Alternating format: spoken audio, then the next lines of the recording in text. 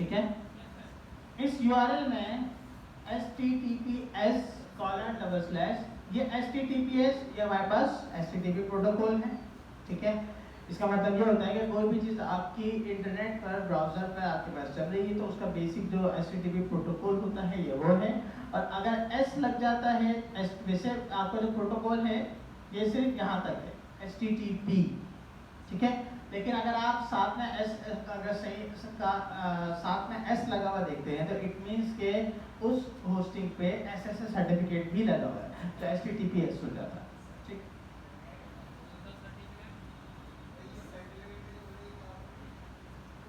Security certificate है क्या आपकी वेबसाइट सिक्योर, ठीक है। फिर उसके बाद ये है हमारा डोमेन नेम, ठीक है। ये आपका jasonplaceholder.tipicode.com ये हमारा डोमेन नेम है। हर एक का अलग अलग होता है, ये फिक्स नहीं है, ठीक है। तो इस यहाँ से लेकर यहाँ तक ये जो आपका कहलाता है ये आपका होता है डोमेन नेम, ठीक है। फिर उसके बाद स्लैश के बाद आपने यहाँ पर लिखा टू डूज, ये बहुत इंपॉर्टेंट पॉइंट है। आपने पूरे एप्लीकेशन में एक सर्वर की जितनी भी एपीआईज कॉल करनी है उस पूरी की पूरी एपीआईज का यहाँ से लेकर यहाँ तक ये इतना पार्ट ये पूरा का पूरा सेम रहेगा, ठीक है। पूरी एप्लीकेशन में जितनी भी एपीआईज बनेंगी सबका ये वाला पार्ट सेम रहेगा। ये कहाँ हमारे पास ये जो एंड में है ये कहलाता है एंड पॉइंट। क्या कहलाता है? And point. अब ये एंड पॉइंट हर एक एपीआई के हिसाब से चेंज होता है। जैसे कि अगर मैंने यूजर्स की एपीआई बनाई है, यूजर्स के गेट करने की, यूजर्स को पोस्ट करने की, तो मेरा एपीआई का जो एंड पॉइंट होगा वो यूजर्स होगा। अगर मैंने बनाई है मैसेज की तो मेरा एपीआई का एंड पॉइंट मैसेज होगा। अगर मैंने बनाई है कस्टमर्स की तो मेरा एंड पॉइंट कस्टमर्स होगा, ठीक है। इस तरीके से मैं जितनी भी एपीआईज बनाना चाहूँ और जो नाम रखना चाहूँ मैं रख सकता हूँ, ठीक है। तो ये जो एंड पॉइंट है ये एंड पॉइंट हमारे पास इस तरीके से चलता है। उसके बाद स्लैश में है, स्लैश के बाद आपके पास है 1। इसका मतलब ये है कि ये आपकी एक डायनामिक आईडी है जो कि रिकॉर्ड वाइज चल रही होती है। जैसे कि अब मेरे पास मैंने यहाँ तक एपीआई कॉल की, ये यहाँ से लेकर यहाँ तक ये एपीआई कॉल की। अब सपोज करेंगे हम इस टू डूज की जगह पे हम सपोज करते हैं कस्टमर है, ठीक है। मैंने पूरी एपीआई कॉल की कस्टमर की, तो कस्टमर जितने भी कस्टमर्स थे सारे के सारे कस्टमर्स मेरे पास फ्रंट एंड पे आते हैं। अब मेरे पास फ्रंट एंड पे सारे कस्टमर्स आए, मैं उन सबको यूज कर सकता हूँ। लेकिन मैं ये चाह रहा हूँ कि मेरे पास एक आईडी है, आईडी मेरे पास 5 है। मुझे सिर्फ वो कस्टमर चाहिए जिसकी आईडी 5 है। तो अब मैं यहाँ पे क्या करूँगा, अच्छा ये लाजमी नहीं है कि ये हर जगह पे चल जाए, ठीक है। इसके लिए भी अलग से एपीआईज बनानी पड़ती हैं, ठीक है। तो इसके लिए हम क्या करेंगे कि इसको स्लैश के बाद उसकी आईडी दे देंगे। अब मैंने लिखा /customer/1, तो जिसकी आईडी 1 है वो अलआउट किया आ जाएगा। /customer/5, तो जिसकी आईडी 5 है वो अलआउट किया आ जाएगा। /customer/10, जिसकी आईडी 10 है वो वाला कस्टमर क्या आ जाएगा, ठीक है।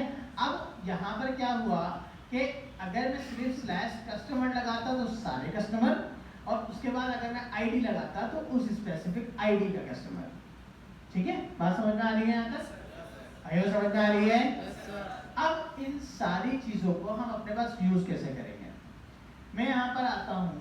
अच्छा यहाँ पे ये जो फैक्स का मेथड है ये जावास्क्रिप्ट का बिल्ट इन मेथड है जो कि एपीआई कॉल करने के लिए यूज होता है, ठीक है। एपीआई कॉल करने के लिए हमने फैक्स का मेथड लगाया।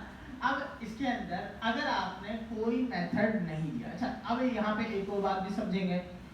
फैक्स एपीआई कॉल करने में मोस्टली जो हमारे पास यूज किए जाते हैं वो तरीके सिर्फ और सिर्फ 4 हैं, ठीक है, जो कि अक्सरियत हमारे पास यूज होते हैं। पहला गेट, दूसरा पोस्ट, तीसरा पुट, चौथा डिलीट। ये 4 मेथड्स हैं जो कि नॉर्मली हमारे पास यूज किए जाते हैं। 4 मेथड्स में हमारे पास काम हो जाता है, ठीक है, पहला गेट यानी डेटा मंगवाना, ठीक है, दूसरा पोस्ट यानी डेटा भेजना, तीसरा पुट यानी डेटा एडिट करना, चौथा डिलीट यानी डेटा डिलीट करना, ठीक है। ये 4 मेथड्स हैं। अच्छा, अब ये लाजमी नहीं है, ये जरूरी नहीं है कि इन चारों में यही काम किया गया हो, ये बैकएंड डेवलपर पे डिपेंड करता है, ठीक है। लेकिन जो इसकी इनकी स्टैंडर्ड प्रैक्टिस है वो यही होती है कि गेट में आप डेटा मंगवाएंगे, पोस्ट में आप डेटा भेजेंगे, पुट में आप डेटा एडिट करेंगे और डिलीट में आप डेटा डिलीट करेंगे, ठीक है। तो ये 4 चीजें हैं, अगर सिर्फ इन्हीं 4 चीजों पे काम किया जाए तो पूरी एप्लीकेशन हमारे पास बन सकती है। समझ में आ गई? अब यहाँ पर मैं अगर इस फंक्शन को कॉल करता हूँ तो यहाँ पे आपके पास ये रन स्क्रिप्ट का एक कोड, मैं इसी वेबसाइट के अंदर ही काम करूंगा। ये मेरे पास एक कोड लिखा हुआ है, ठीक है। फेच का एक मेथड जो कि जावास्क्रिप्ट का बिल्ट-इन है, जैसे अलर्ट है, जैसे प्रॉम्प्ट है, ऐसे ही आपके पास फेच का भी एक फंक्शन है, ठीक है। पहले पैरामीटर में आपने इसको ये वाला पास किया और उसके बाद डॉट देन, ये डॉट देन इस फेच के अंदर बिल्ट इन बना हुआ है, ठीक है। फिर उसके बाद आपने डॉट देन इसके अंदर आपने रिस्पांस पास किया और जो रिस्पांस डॉट जेसन रिटर्न हुआ उसको आपने दोबारा से डॉट देन कर दिया, ठीक है। अच्छा, ये इस फेच का जो डाटा आता है ये इसका अपना ही एक मेथड है, ठीक है। इसमें हम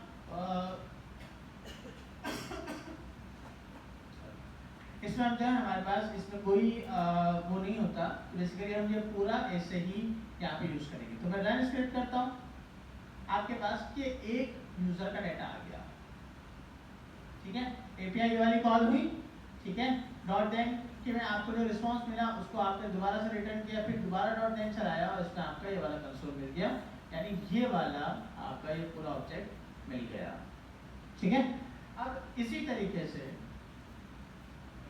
यहाँ पे थोड़ा सा नीचे आते हैं तो यहाँ पे पोस्ट की एपीआई भी बनी हुई है, ठीक है। कमेंट्स की एपीआई बनी हुई है, एल्बम्स की एपीआई बनी हुई है, फोटोज की एपीआई बनी हुई है, टू डूज, यूजर्स की एपीआई बनी हुई है। अब मैं क्या करता हूँ, मैं जाता हूँ पोस्ट पे, मैंने पोस्ट पे क्लिक किया तो यहाँ पे अगर आप इसका यूआरएल देखें तो यूआरएल में लिखा हुआ है jasonplaceholder.tpcode.com/post, ठीक है। अब ये इस पोस्ट जितनी भी पोस्ट है पड़ी हुई थी सबका डाटा लेकर आ गया, ठीक है। लेकिन अगर मैं इसको /1 करता हूँ तो एक पोस्ट का डाटा आया और वो पोस्ट जिसकी आईडी 1 थी। समझ में आई? तो अच्छा, यहाँ पे एक और चीज ध्यान में रखेंगे, ये यहाँ पे क्या हो रहा है, ये मैंने एपीआई का यूआरएल दिया है तो वो इसका जेसन इस तरीके से आपको दिखा रहा है, यानी इस यूआरएल पर वेबसाइट नहीं है, ठीक है। अभी जो मैंने यूआरएल हिट किया है ये एपीआई है, वेबसाइट नहीं है, ठीक है।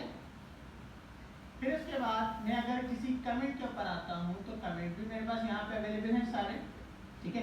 बेसिकली सिर्फ और सिर्फ इतना समझ लें कि डाटा को डेटाबेस से कम्युनिकेट करने के लिए एपीआई की जरूरत है, ठीक है। अब हम इसको फ्रंट एंड से यूज करते हैं और डेटा को एपीआई से कम्युनिकेट करते हैं, ठीक है।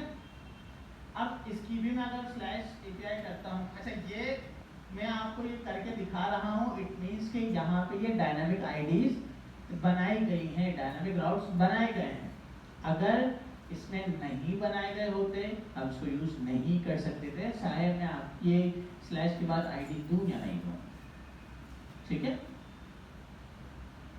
तो इस तरीके से हमारे पास ये होगा। चलो एक तो चीज है, अगर मुझे डाटा गेट करना है, ठीक है, डाटा गेट करने के लिए तो मैंने एपीआई कॉल कर दी, ब्राउजर में ही कॉल कर दी, ठीक है, मुझे तो इसमें कोई मसला नहीं है। लेकिन अगर मुझे डाटा भेजना हो तो मैं ब्राउजर में कैसे भेजूं? एपीआई में अगर मुझे डेटा भेजना है, मैं गेट करने तो गेट तो आसानी से चेक कर पा रहा हूँ ना ब्राउजर के ऊपर,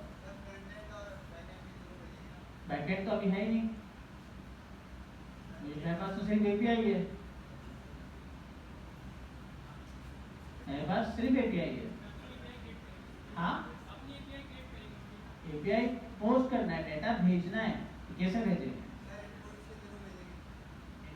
वो तो हम जावास्क्रिप्ट की बात करेंगे ना, मैं एक नॉर्मल बात कर रहा हूँ। अभी हमने सिर्फ जो डेटा गेट करना था, गेट करने के लिए हमने ब्राउजर में चेकिंग कर दी, गेट सही हो रहा है, लेकिन अब मैं पोस्ट करने के लिए क्या करूँ?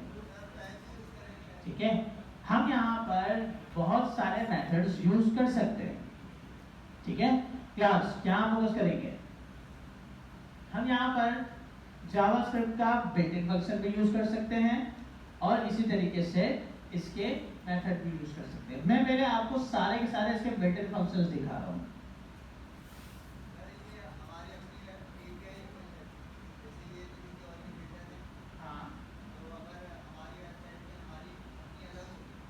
हाँ, अगर आपने बनाई हो तो आपकी अपनी अलग होगी। बैकएंड से मतलब बैकएंड डेवलपमेंट करके, हाँ हम इसमें पढ़ेंगे।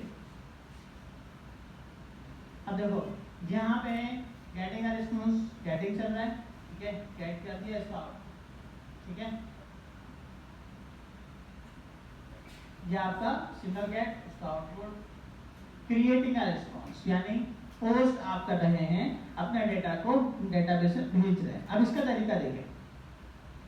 फैच में पहले मेथड में यूआरएल, दूसरे मेथड में आपको एक ऑब्जेक्ट के अंदर बहुत सारी चीजें भेजनी होती हैं। पहला मेथड पोस्ट। अब यहाँ पे आपको मेथड डिफाइन करना पड़ेगा कि आप पोस्ट कर रहे हैं या पुट कर रहे हैं या डिलीट कर रहे हैं। ठीक है, उसके बाद बॉडी जेसन डॉट स्ट्रिंगिफाई करके आपको अपना वो ऑब्जेक्ट जो कि आपको भेजना है। ठीक है, हेडर अगर आप भेजना चाहें तो आप भेजें, वरना ये वैसे तो जरूरी होता है। ठीक है, हम इसको अलग तरीके से देखेंगे, डॉट एंड डॉट कैच और डॉट एंड डॉट कैच। ठीक है, आउटपुट में आपको ये डेटा मिला। अब यहाँ पर एक ऑब्जेक्ट भेजने के लिए आपने ये सारा काम किया, बिल्कुल है, हम पढ़ेंगे। ठीक है, फिर उसके बाद अपडेटिंग यानी एडिट करना, सेम वही चीज, method put body this one headers और इसका रिस्पॉन्स ये रहा। ठीक है, पैचिंग, बेसिकली पैच भी हमारे पास एक एडिट का ही टूल होता है। ठीक है, तो उसके लिए भी हमारे पास वही से deleting method delete and that's it. तो ये बेसिकली एपीआई का एक सिंपल सा ओवरव्यू था जो कि अभी हमने देखा और समझा। किसी का कोई सवाल